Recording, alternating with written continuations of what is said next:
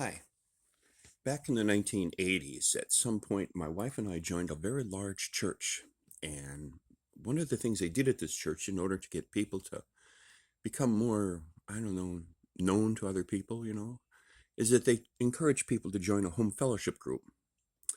And so we joined one that was in our local uh, suburb.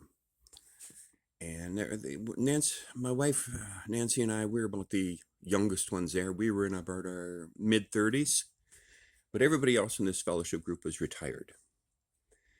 Now, at some point near the end of every fellowship group meeting, they would divide us up into the men would go on one side and the women would go on the other. And what usually happened is the men would go out in the garage, and the women would they would have the living room. And this is the time they called it the prayer time. And so men would get a chance to talk and pray about manly things, I guess, and women the same for their girl stuff. And then on the way home, Nancy and I would talk about anything that came up that was interesting to talk about. One thing was a bit surprising. After one of these meetings, my wife started talking about how during their women time alone, prayer time, they talked about a bridge that was along a local road there and how it was, connected to the occult and demon worship. And I was going, what? And she goes, yeah, we prayed about it, and they were prophesying about it. They were saying, yes, I feel this or I feel that when I drive down. I never drive down that road. And they were talking about that bridge like it was just haunted. And I didn't know what to make of this. I said, what, a bridge?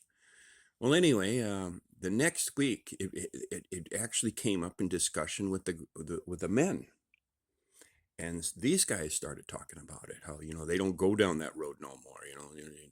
And I, well, gee, that's kind of a weird thing for a man to say. And when they prayed about, that demon occult area, and they prayed and they were serious. And I just, okay, well, whatever. Well, then finally one time, we got rained off work.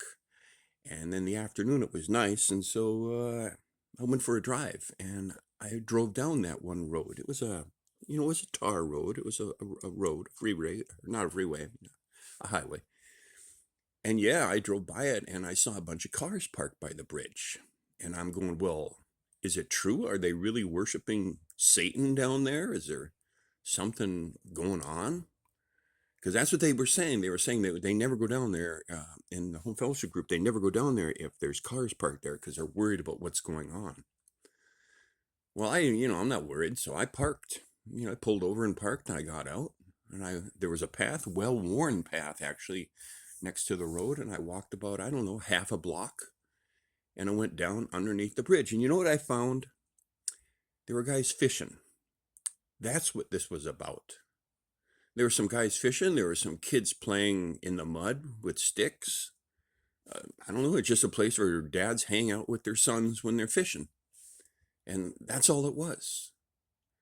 And yet, to the people in that home fellowship group, having those cars parked there on that lonely bridge, that to them, it had to be demons. It couldn't be anything else.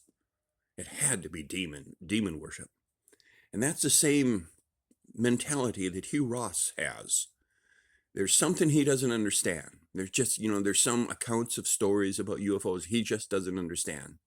And because he has a limited imagination, or maybe an overzealous imagination, to him it means demons. It's the demonic activity.